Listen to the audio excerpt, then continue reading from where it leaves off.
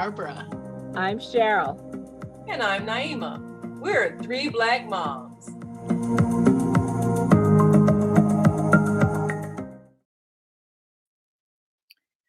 Lilies of the field, to sir with love, a patch of blue. Guess who's coming to dinner in the heat of the night? We lost Sir Sidney Poitier this past week. And so we want to talk about this amazing man who gave such dignity and humanity to his roles, even when he was being funny, that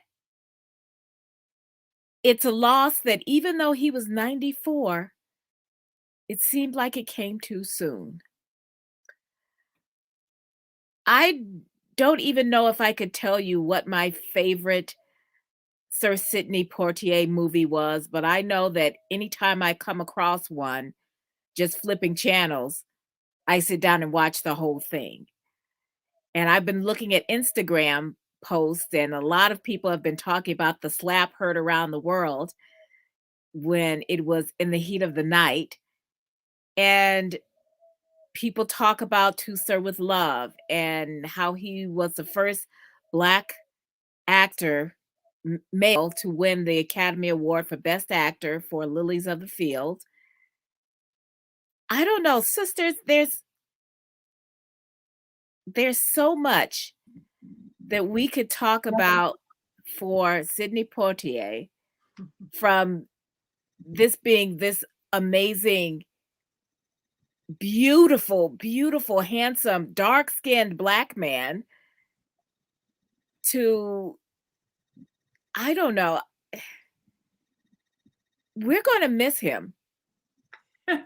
Well, you know, the wonderful thing about the cinema, the wonderful thing about films is it's always as if a person isn't really gone. Right. Because we're going to keep seeing his films, and of course they're playing all his interviews, and Oprah, she just replayed, she did a couple of interviews with him, but one of her latest ones, and you know, everybody who's had pictures with him, they're just posting them everywhere. So the good thing about the media, you know, having the voice and the image of someone is that it kind of makes them immortal, because none of us are ready for him to be gone, even though, like you say, he's 94, he served his time.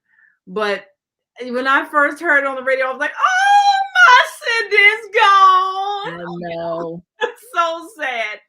But yeah, you know, because I always had this, I had this fantasy, you know, this dream that one day I would take a role in a film playing his daughter. You know, it didn't matter what the film was, just, you know, I just wanted to use my dramatic skills and play in a role with Sidney Poitier, and you know, well, that dream is gone. But yeah, well, at least on this plane, you know, that's right. Heaven. Yeah, that's right. I hear they're having fun over there doing all kinds of stuff, so maybe I'll still get my chance. But I had to say though, I remember that movie To Sir with Love really affected me, as I was very young when I first saw that. But Also, I'm trying to remember, when did that come out? That came out in 60, was it 67, I think? Was it that early? Yeah, I don't know. Yeah, because he did all those race films right around that time. To Serve with Love. What was that other one? I think that's when he Patch of Blue. A Patch of Blue. I think he did the Defiant one. Oh, Guess Who's Coming to Dinner? Yeah. Guess Who's Coming to Dinner. Because, you know, all the nation was in such a turmoil at that time and really needed something positive. So he really filled that gap.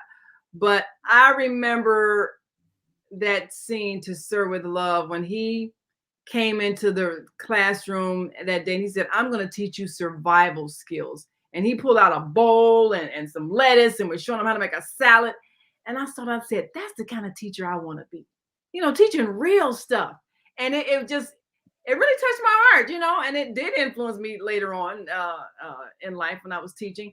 And I would think about that scene, and also even think about how he handled the so-called bad children, like he did a little boxing thing with the boy and everything. But he addressed things in such a powerful way. And I just loved the fact that he didn't allow them to put him in demeaning roles, because he talked about this one film that he turned down where the man was supposedly going to I think something happened with his daughter was attacked or something, and he felt bad about it, but he didn't do anything, and he said, no, I can't take that role. And I'm glad he didn't, because years later, what's his name? The Time to Kill. You know, uh, Yes. he didn't do nothing either. But so I think Well, he he sort of set did a precedent. actually. Well, yeah, I mean, he did do something. He didn't do nothing. That's what I'm saying. Yeah. Because Sidney Poitier was, at the time, he was saying he had a daughter on the way. I mean, I think he had a daughter, and then his wife was pregnant with another child. And he's just, as a man, I'm not gonna just let my child be brutalized, and I don't do anything. I feel bad, but I don't do anything. No, I'm not playing that role. So I remember him saying that, and so certain roles that he didn't take, that he didn't want to give the wrong signals, or even demean black men any more than they already had to take a certain level of Right. demeaning. So I think that he really set a precedent, and everybody appreciated the fact that he gave dignity, and he wouldn't allow himself to be to be put in a role that was degrading, because he was representing the race for real.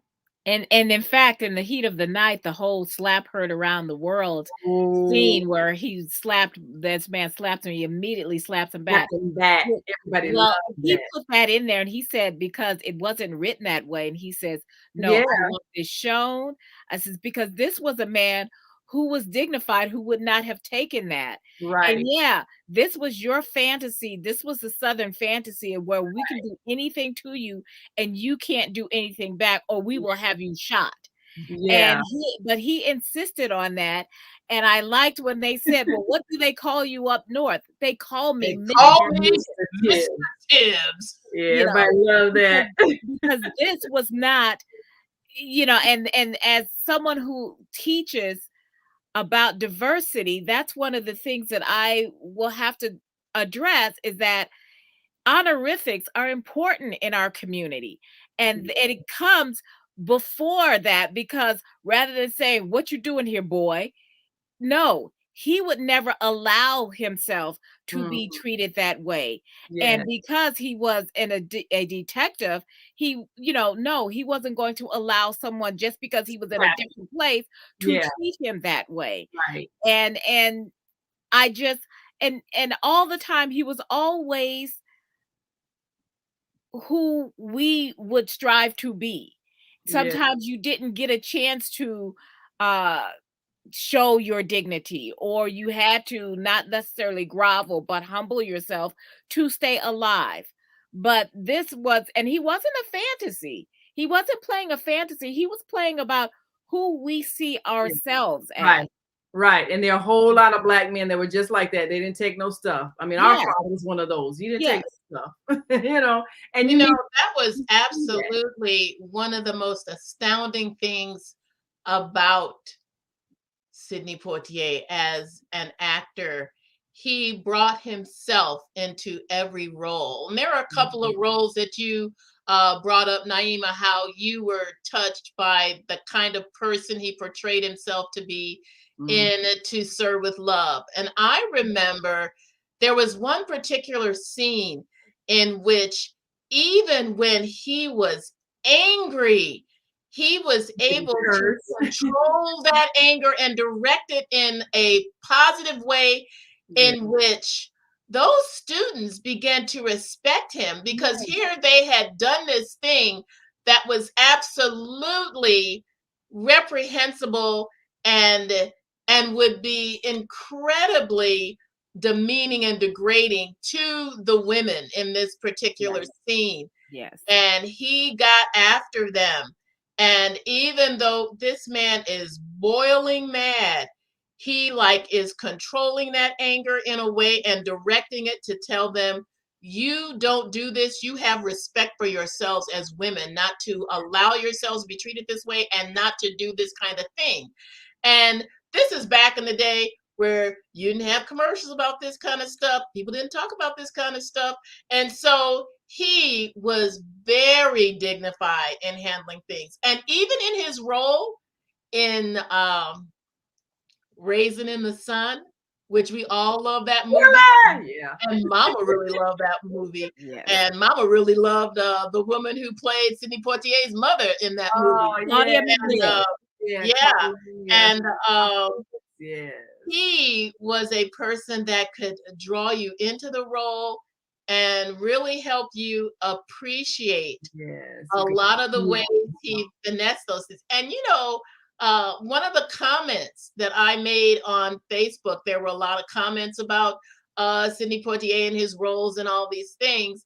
And one of the things that I said, and this came out in his book, The Measure of a Man, how he was the only one, and he is setting a standard. He is paving a way.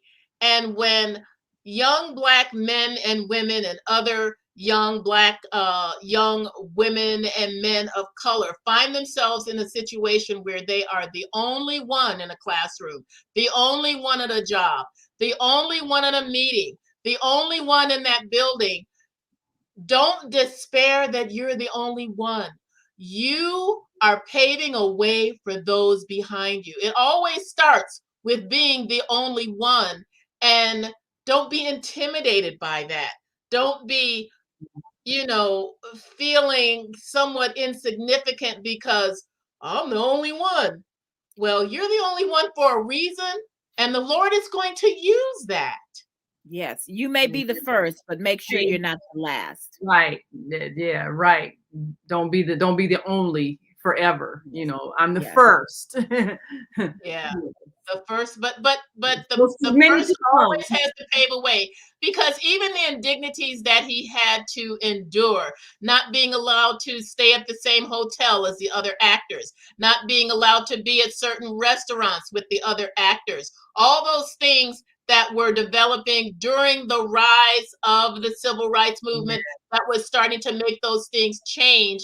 And he was part of that change. And I remember him and Harry Belafonte becoming partners in dealing with civil rights issues. And people endured a lot of stuff. I think of people like Jackie Robinson and all these other figures of African American related history where they paved the way for those behind them who were coming along and setting a standard and setting a high standard. Yeah, and you know what I liked? Well, I always loved his partnerships with Harry Belafonte. Harry Belafonte is so funny, but I love Buck and the Preacher because they won in the end. And Yes. and No, I've never seen that, and now you told me the end. Oh, I'm sorry you didn't see it. But the thing That's on my list of the movies with Sidney Poitier that I have not seen or owned. But I loved, and I find myself quoting what is that line in the movie that Ruby Dee says, racism ain't gonna never die out in this country. It's like a poison soaked into the ground. And but Ruby Dee, her and Sidney Poitier had a certain kind of chemistry when they played on Man and Wife and husband and wife, yes. Husband and wife, yes. And in Buck and the Preacher. But and then of course I Keep My Faith in the Good Book. That was yes.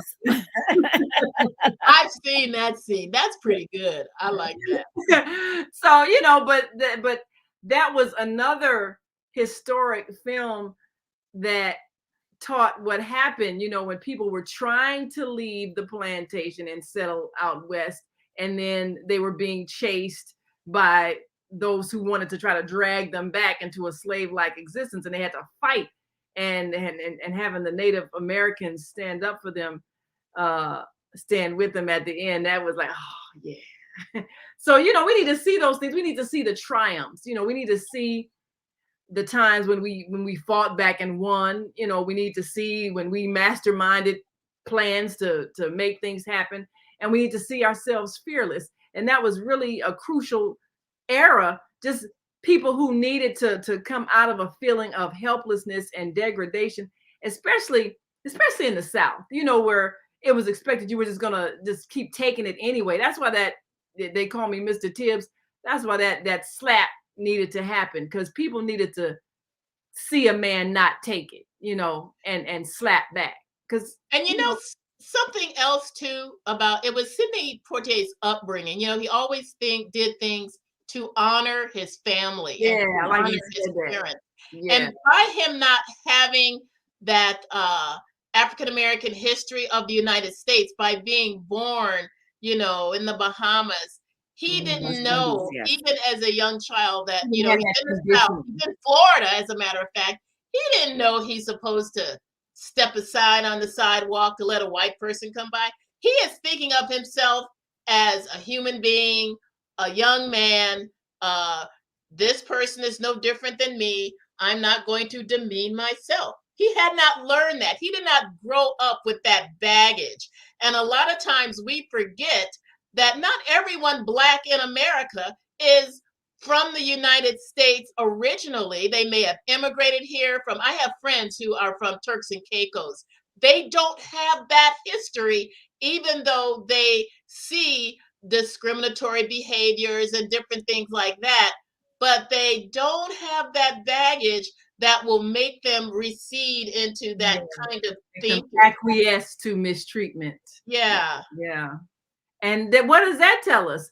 Don't teach your child to be inferior. Don't teach them Yes. to expect bad treatment. Don't teach them to adjust to it. Don't teach them that there's something wrong with them and that they have to make other people accept them. Don't teach that. Or make other people feel comfortable with them. Yeah. I'm not about making people feel comfortable with me. Right. You're not comfortable, then you can That's leave. your problem. Yeah. Yeah, right. So this is what, and that's a good point you made, Barbara. The fact that he grew up someplace else where none of that existed, so none of that was a part of him. So therefore, it was natural for him to be a strong man, because that's what he grew up thinking of himself as. And that's what we need to. That's why it's important to, if you can, get your children out of this country when they're young, so that they can experience a different feeling about who they are. They can experience other people who don't put that thought in their minds that there's something defective about them. They need to feel what it feels like to just be a human being and not have that ex-slave baggage. Should you not be able to, because not everyone can afford to do that. Studying abroad and getting But that has to start in your home. Yeah. That has to start in your home, as far as Immediate teaching your household. children, not that you're just as good as everyone else. You come from a line of kings and queens and inventors and scientists and doctors, and these are who we were from the motherland, and you still carry that in your DNA.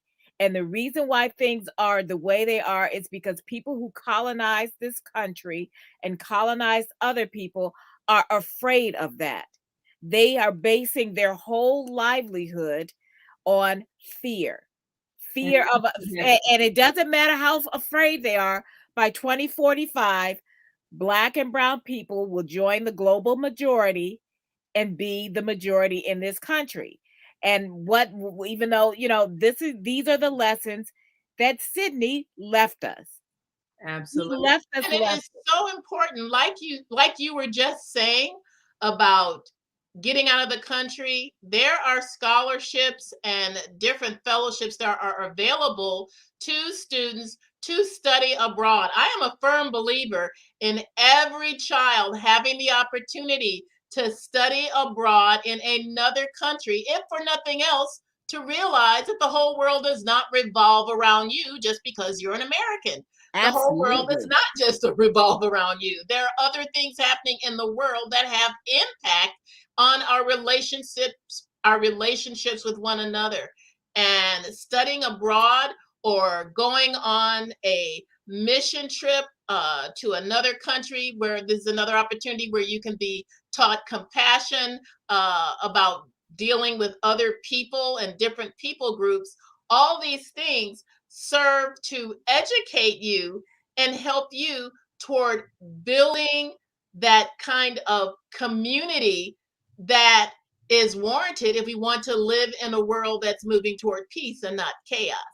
I think that one of the best things that I learned in reading Sidney Poitier's own story is just how much he persevered, how he thought of others, how he put others first, how when he came here with a thick accent and not being able to read, he put himself in a place to teach himself to read, to teach himself to speak well, so that the next time he wanted to go into acting, instead of being thrown out, he's accepted because he worked at it. He worked hard. Nobody gave this man anything. He worked hard. Yeah, I think if you want something, you have to figure out how to get it. And he said he studied newscasters and learned how to imitate that American accent so that that was no longer a barrier. And I think anytime you want something, you have to believe you can get it and then just put your mind to it and make it happen. And this is the kind of thing we have to teach our children when it comes to not programming them to accept mistreatment. I think that's a critical thing that we have to do, particularly in these times. There are a lot of parents who are saying, well, you got to have that talk with your children. In a way, I think that's destructive because, like you were saying, Cheryl, people are acting out of fear. I'm not responsible for your fear. I'm not responsible for you, being afraid of my skin color, my hair texture, my clothing style, whatever. That's your problem. Now, what I'm responsible for is to treat you kind and respectful and friendly as a human being. If you respond However, to me other than that, then that's on you. And I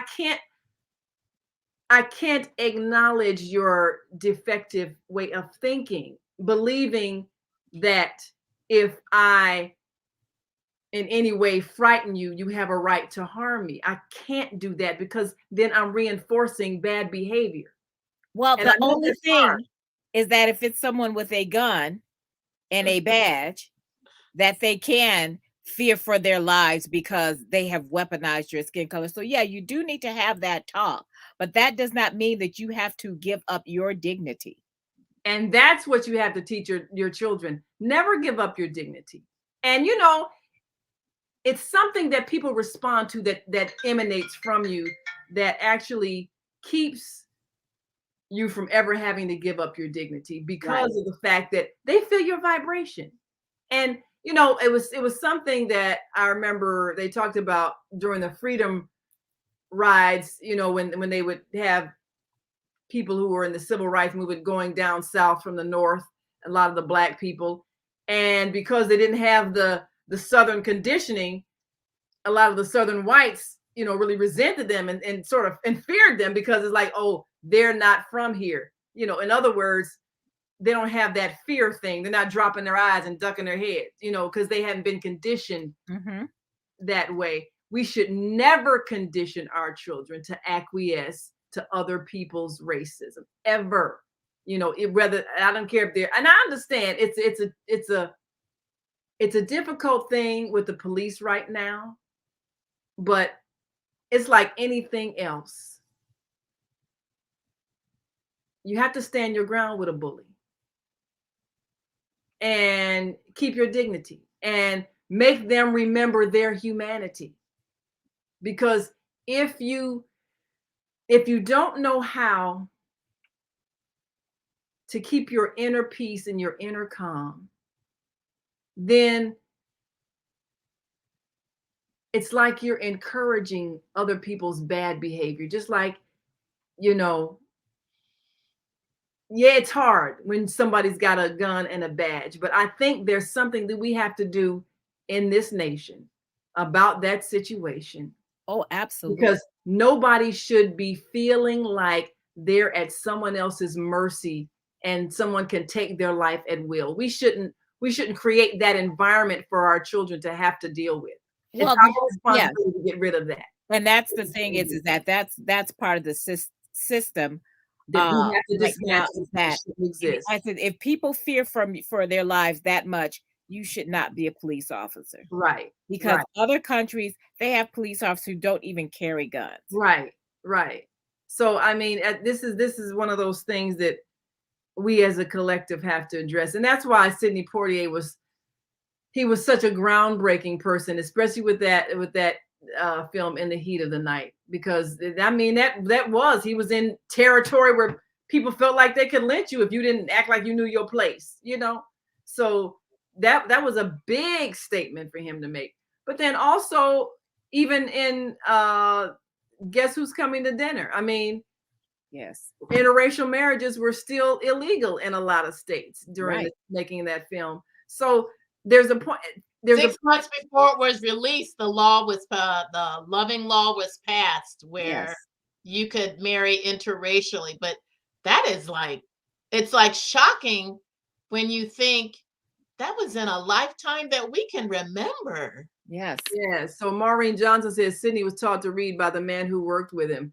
So I think one of the things I mean, he could read, of course, but he had an accent.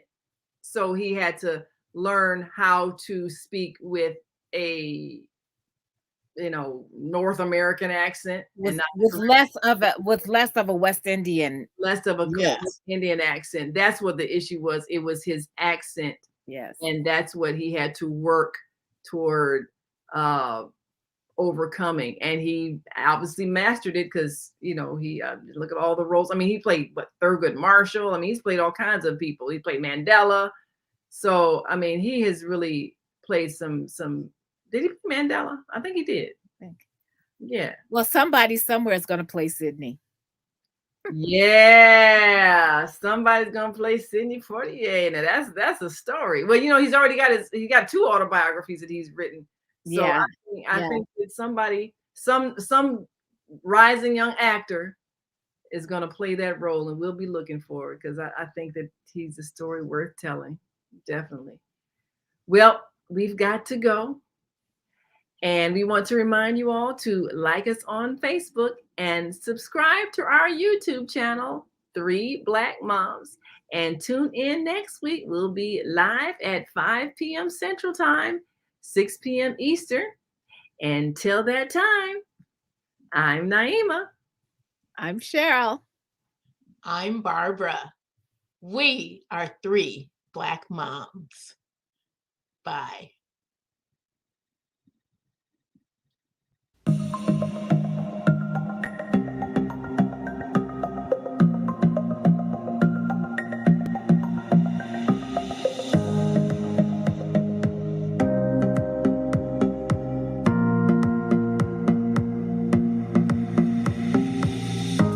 Hi, I'm Barbara.